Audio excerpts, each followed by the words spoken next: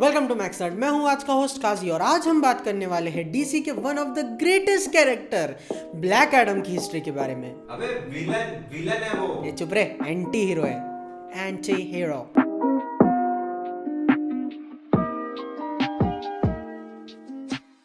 तो black Adam की first appearance हुई थी दिसंबर 1, 1945 में मार्वल फैमिली इशू 1 में। इसको ओरिजिनली क्रिएट किया था auto binder and CC back ने। और इस बात का खुलासा होना काफी जरूरी है कि ब्लैक एडम, शेज़ाम के सारे कैरेक्टर्स को डीसी ने ओरिजिनली क्रिएट नहीं किया था। इसको क्रिएट किया था फॉसेट पब्लिकेशंस ने सुपरमैन से इंस्पायर्ड होके। लेकिन जब ये उस टाइम में बहुत ज्यादा फेमस हो गई थी, सुपरमैन से भी ज्यादा, तो डीसी ने फॉसेट पब्लिकेशन से इस कैरेक्टर के राइट्स खरीद लिए। और इसी लम्हे के दौरान डीसी ने अपने यूनिवर्स में शेज़ाम और ये सारे कैरेक्टर्स को इंटीग्रेट करने के लिए 1973 में ये सारे कैरेक्टर्स को रीराइट किया। तो ब्लैक एडम की कहानी शुरू होती है कांदक शहर में, जो कि दुनिया के सबसे पहले मैजिशियन का घर था। उसके जाने के बाद ऐबक के लोगों ने उस शहर को अपने अंडर ले लिया और उसके नेटिव और उनके लोगों पे जुल्म करना शुरू कर दिया। और इन्हीं स्लेव्स में से एक था अमन, जिसको अपने पेरेंट्स से अलग कर दिया गया था। और आगे जाके ये मिलता है अपने मामा श्री एडम से।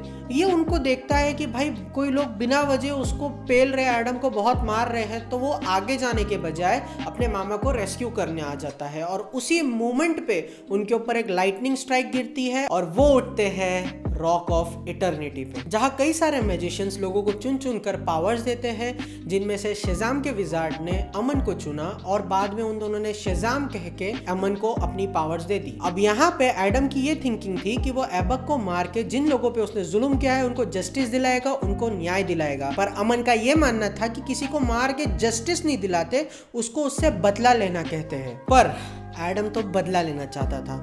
उसके बाद वो दोनों शेज़ाम चिल्लाते हैं और एडम अमन को मार देता है और वो लाइटनिंग उसके ऊपर आके गिरती है और वो बनता है ब्लैक एडम। अब ब्लैक एडम की ओरिजिन कई बार चेंज हुई है डीसी कॉमिक्स में। एक बार तो वो फेरो को भी सर्व करता था, पर हर एक स्टोरी में ब्लैक एडम स्लेव रहता है और शेज़ाम के विजार्ड से अपनी पावर्स लेता है। तो ब्लैक एडम की सारी पावर्स शेज़ाम की जैसी ही है, पर उसको अपनी सारी पावर्स 6 इजिप्शियन गॉड से मिली है, जो हर एक पावर हर एक अलग अलग चीज को रिप्रेजेंट करता है।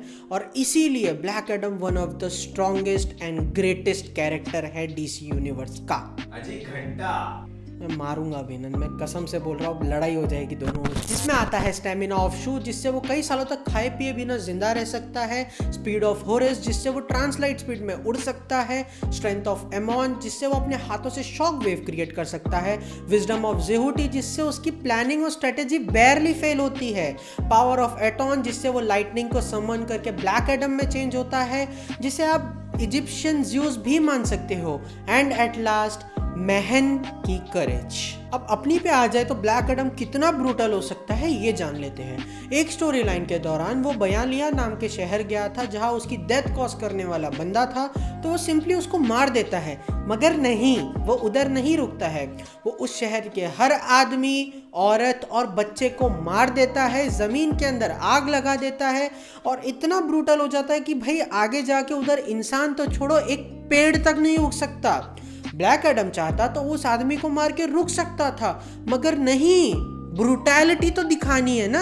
और इसी मोमेंट के बाद डीसी कॉमिक्स का one of the greatest battle शुरू होता है, जहां Teen Titans, justice Society of America, justice league, green lanterns और हॉक गर्ल जैसे सारे सुपर हीरोज मिलके भी ब्लैक एडम को रोकने की कोशिश करते हैं, मगर नहीं, हमारा भाई तो नहीं रुक रहा। वो लिटरली सुपर हीरोज के पेट में से पंचेस मार के हाथ पार निकाल दे रहा था। उसने एक सुपर हीरो पे इतनी गंदी लाइट की स्ट्राइक मारी कि भाई उसका सिर्फ और सिर्फ स्केलेटन बचा था।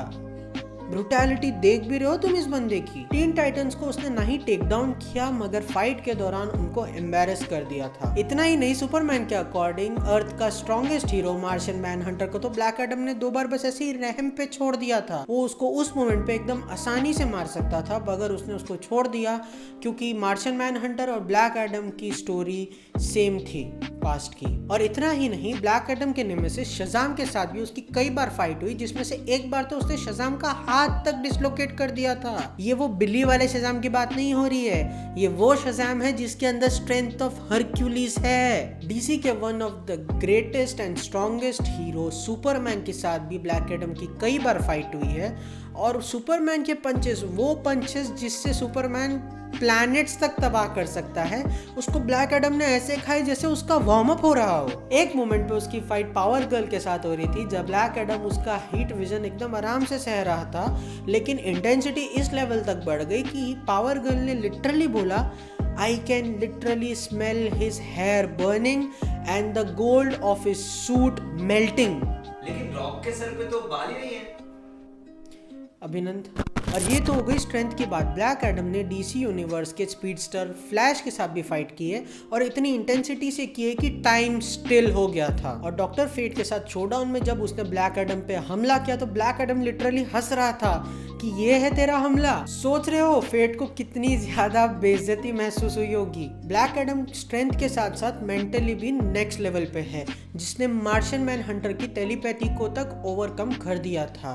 मतलब यार वो ना ही गॉड है ना ही वो गॉड्स का मिक्सचर है, वो गॉड से भी एक लेवल ऊपर है। और जहाँ ये सब कम था, ब्लैक एडम ने पूरी की पूरी मार्वल फैमिली को उठा के पिरामिड्स में पटक दिया था, जिसके बाद बिली भी खौफ में आ गया था और बोल रहा था भाई तुझे जो चाहिए वो बोलना, ऐसा मत कर। तो इन सब चीजों को देख सोच कर आप ये सोच रहे होंगे कि ब्लैक एडम ना ही सिर्फ लोगों को मारता है बल्कि बेइज्जती महसूस होने से लेकर गुस्सा शांत होने तक वो लड़ता रहता है, और यही चीज उसे डेडली बनाती है। भाई जो बंदा डीसी के स्ट्रॉन्गेस्ट टीम को कंबाइंड में एक साथ हरा दे, उसका कोई क्या ही बिगाड़ सकता है। डैम, अब समझ आ रहा है कि रॉक को क्यों कास्ट किया था ब्लैक एडम के लिए।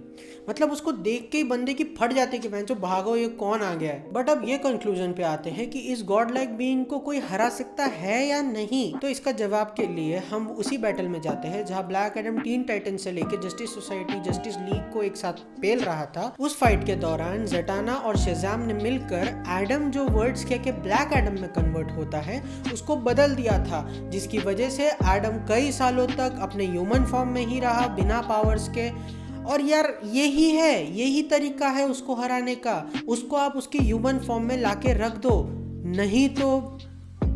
नहीं तो बोलना पड़ेगा क्या यार, पूरी वीडियो नहीं देखी तुमने। तो अब आते हैं हमारे कॉमिक रिकमेंडेशंस पे। 2007 की Black Adam Dark Age, Savage Times, recently release हुई 2022 की Black Adam issue 1, DC World War 3, Justice Society of America, Black Adam और 2013 की शेज़ाम को चेकआउट कर सकते हो। सो भाई इतनी ज्यादा इंफॉर्मेशन के बाद इसी वीडियो को यही रैप अप करते हैं। अगर आपको वीडियो पसंद आई तो लाइक करना, नहीं आई तो भाई डिसलाइक कर देना। हमारे Discord server, Facebook page, Instagram और ट्विटर हैंडल्स आपको नीचे डिस्क्रिप्शन में मिल जाएंगे। और यहाँ तक वीडियो देख लिए, इतना ज्ञान ले लिया है तो यार चैनल को सब्सक्राइब भी कर देना। तब तक के लिए मैं हूँ काजी, दिस इज मैक्स नर्ड।